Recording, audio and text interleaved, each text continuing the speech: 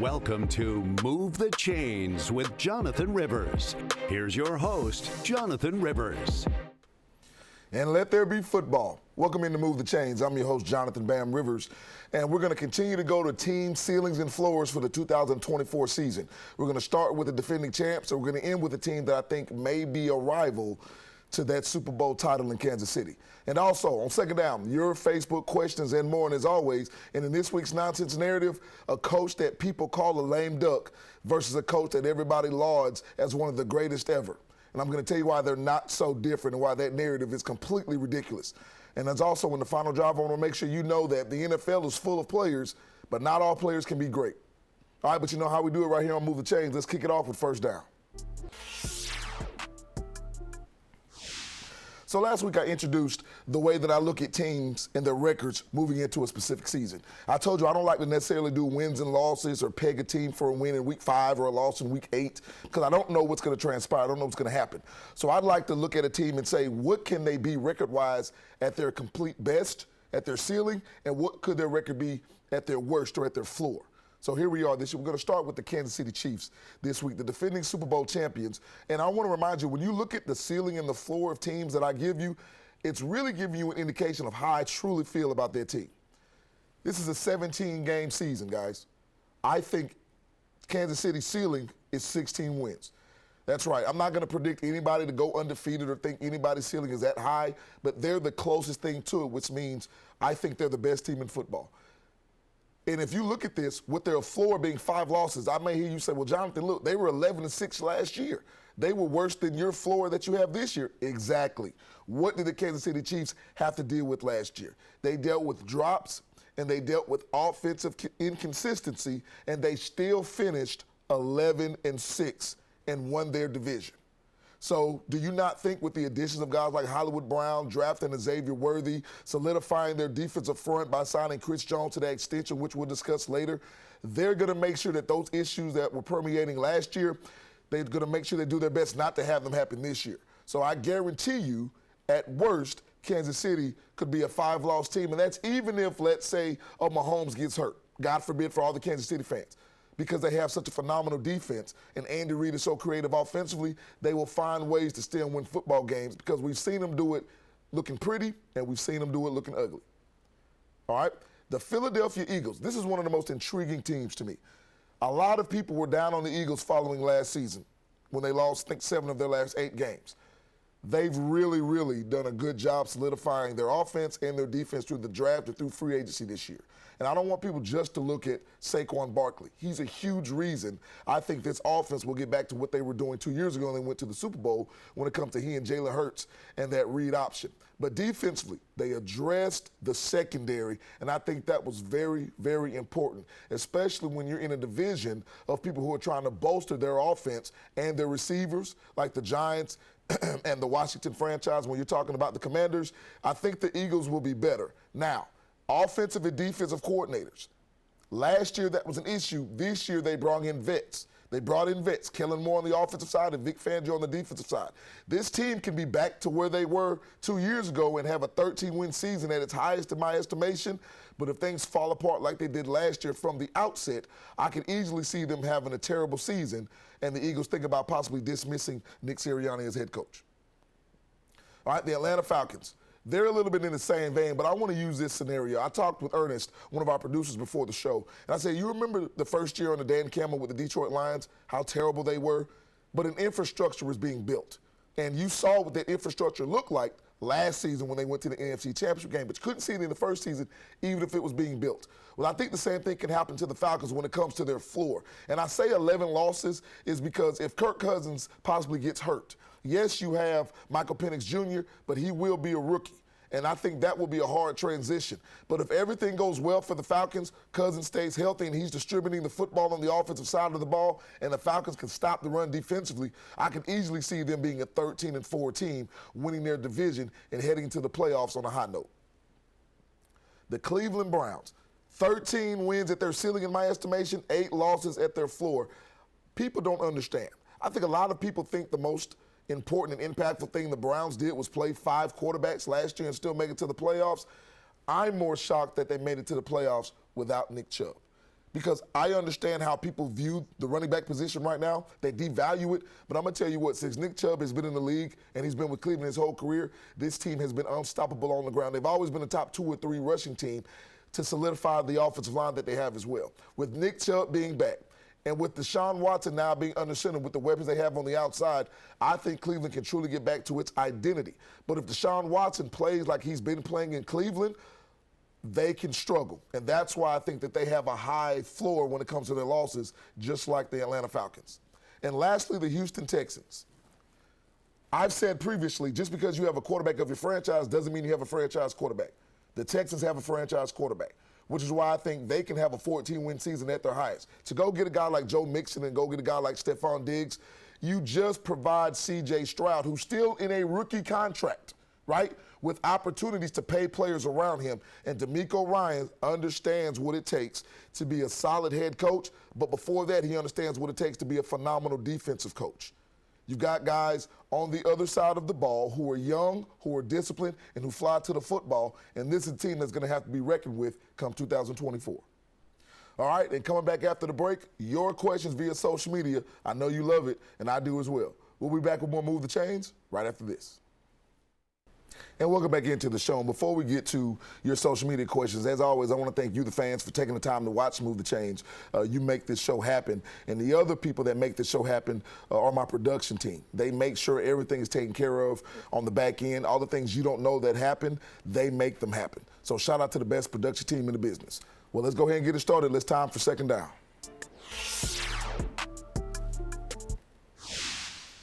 All right, so we've got your social media question today. Let's go ahead and get to the first question.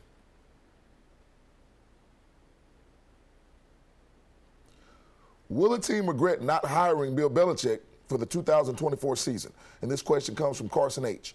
Well, Carson, I think the answer is a resounding yes. And I understand the trepidation that some teams have. Bill Belichick's older. Bill Belichick didn't have a great last 3 or 4 years in New England. All that's valid. And I would just simply ask you, if you look at the last 20 years of coaching, do you feel like Bill Belichick has forgotten to coach? But I think this is the real reason teams will regret not hiring Bill Belichick.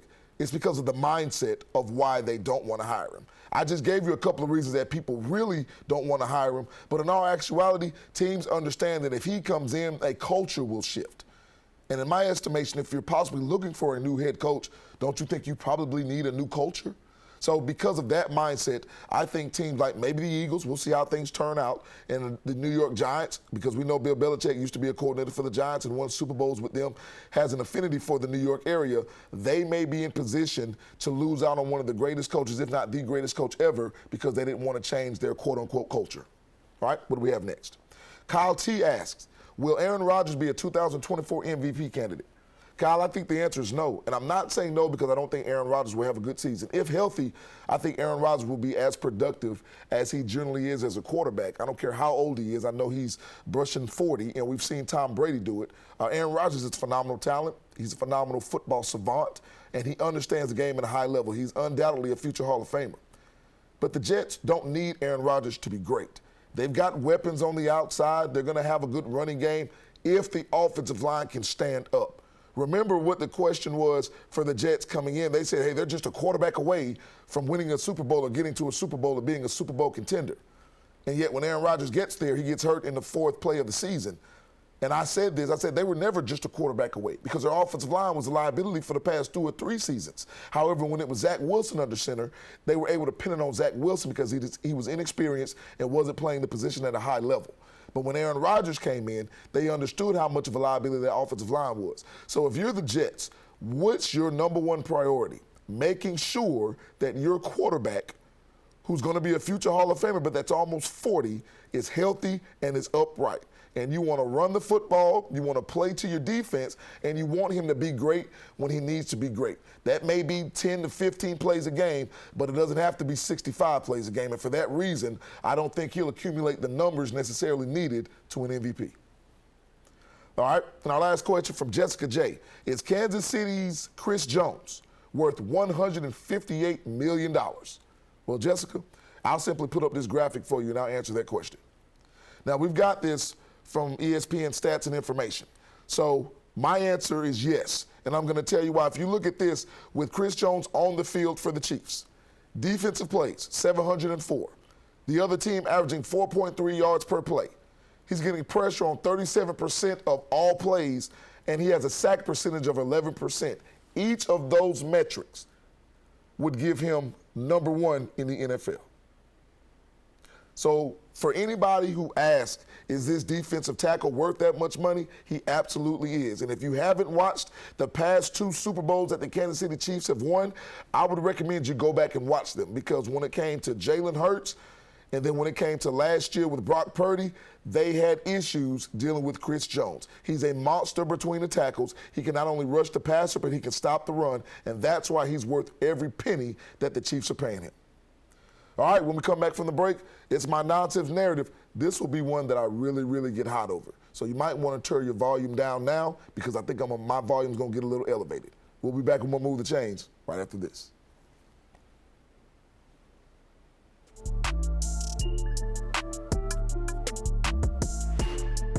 And welcome back in to Move the Chains. I'm your host, Jonathan Bam Rivers.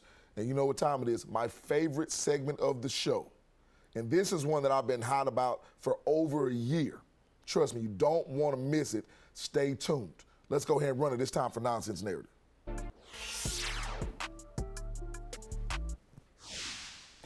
Now, I've been on this show an advocate of saying that the Dallas Cowboys are not what everybody thinks they are. I think they're a very good football team. 3 straight years at 12 wins. They can get to the divisional round. They just can't get over that hump, can't get to the NFC Championship game, whatever the narrative is you want to create for the Cowboys. I think they're a good team, but they're not as great as everybody wants them to be. But the one thing I don't agree with is that people call Mike McCarthy a lame duck coach. Now, let me go back and kind of preface this. When I say people say he's a lame duck coach, if you have that opinion, because they win in the regular season but can't win in the playoffs, I'll give that to you. If you say that because Mike McCarthy is very, very poor when it comes to clock management and game situations, I'll give that to you. If that's your reason for calling Mike McCarthy a lame duck coach, I'm all for it. I may not agree with all of those assertions, but I agree with some of them. I think that Mike McCarthy can be better when it comes to situational football. I think he can be better when it comes to clock management, because it has literally cost them games in the playoffs. I've seen it. So yes, Mike McCarthy can be better. But if you say that Mike McCarthy is a lame duck coach because he's only won one Super Bowl, and when he won the Super Bowl, it was with Aaron Rodgers, and if you can say he hasn't been great in the playoffs, and then in the same breath, you bring up a guy like Sean Payton and you call him a phenomenal coach, one of the best coaches, a guy who can leave the studio and talking about football on TV to come back and choosing wherever he wants to go as a head coach because he's that good. Well, see, I've got news for you, because this is one of the most ridiculous narratives I've ever heard in my life. And you know why I know that? Because we've got the graphic. Way to go, everybody in the back. So I want to give you Sean Payton on the left versus Mike McCarthy. Let's do a tail of the tape as if we're boxers, right? Let's go ahead and look at this line by line. Seasons as a head coach. Payton 15, McCarthy 16, and that's because Sean Payton took that 1-year hiatus right after he left New Orleans, because he knew what he was doing. He knew the type of leverage he had. He'd be able to go and talk football on television and then come back and be a head coach. More power to you. Have no problem with that. Win-loss record, 152-89, 155-97. Looks pretty similar to me. Playoff record. Payton is a game over at 500 at 9-8. McCarthy's a game over 500 at 11-10. NFC Championship game appearances. Payton's been to 3. McCarthy actually has been to 1 more in 4. And here we really get to, guys. Both have 1 Super Bowl appearance and both have 1 Super Bowl win. Mike McCarthy's Super Bowl came with Aaron Rodgers at the helm playing quarterback, and Sean Payton's Super Bowl win came with Drew Brees at the helm playing quarterback. Both quarterbacks are no doubt future Hall of Famers. So why are we looking at Mike McCarthy and calling him a lame duck coach, but in the same breath, we're calling Sean Payton a phenomenal coach? Because I don't care if you feel like Sean Payton's phenomenal or if you feel like Mike McCarthy's not great, but whatever you feel, you got to feel the same thing about both coaches because they're the same guy. And I know a lot of people want to give Sean Payton credit, which I do as well, for what he did in New Orleans after Katrina. Like, that was something that was life-changing, and the way he was able to galvanize not just a team, but a city, but an entire state in that region was phenomenal, but that doesn't mean he's a better football coach than Mike McCarthy because I'm looking at the record right now. But you know what the narrative comes from? Because when Aaron Rodgers was in Green Bay and he said, I think we underachieved, we could have won more Super Bowls, do you know to whom he pointed the finger? Mike McCarthy. And that's where that stain came from. And when it comes to Drew Brees has had nothing to say about Sean Payton but glowing remarks his entire career because they were tight. And they were winning a lot of football games, and they didn't win a Super Bowl together. So that's why Sean Payton is seen in the light in which he's seen, and Mike McCarthy is seen in the light in which he's seen. But I want everybody to see the light that is actually permeating and is actually shining before us today, that Mike McCarthy and Sean Payton are the same coach. They've accomplished a lot of the same things, and I think both can find themselves in Canton as Hall of Fame coaches. But in my mind, don't put Sean Payton there if you don't put Mike McCarthy there, because that would make no sense to me whatsoever. All right, that's my nonsense narrative for the week. When we come back, it's the final segment of the show, and you know it's the final drive. We'll be back and we'll move the chains right after this.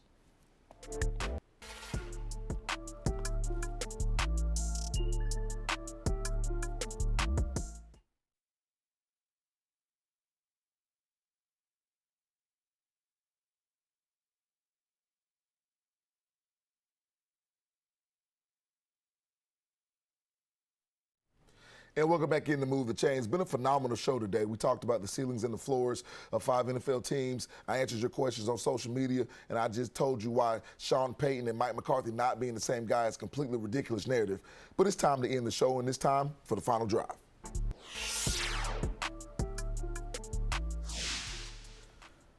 Newsflash for everybody watching. Every player in the NFL is not an all-pro player.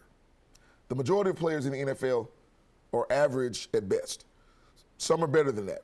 And I think a lot of times we don't understand that, which is why we continue to call people busts. We continue to think people underachieve. Now, I do think there are people that underachieve relative to their talent. But there are 53 men on 32 NFL teams each. That's about 1,696 or 1,700 players. Do you know about 22 to 25 make all pros every year? That's about 1.5%. And if you did 3 teams, it'd probably go up to less than 10%. Not all players in the NFL are Pro Bowl players and not all pro players. I just want you to remember that the majority of them are good and maybe even less than that. All right, ladies and gentlemen, don't forget that you can not only catch Move the Chains right here on the Sports Leader WXTX Fox 54 locally, but you can also catch me on YouTube. It's at move_the_chains. Make sure you leave a comment, a question, anything you love or didn't love about the show, because that could end up on next week's show, and we love your participation. All right, for everybody back in production, I'm Jonathan Bam Rivers. This has been another great episode of Move the Chains. And until next time, God bless.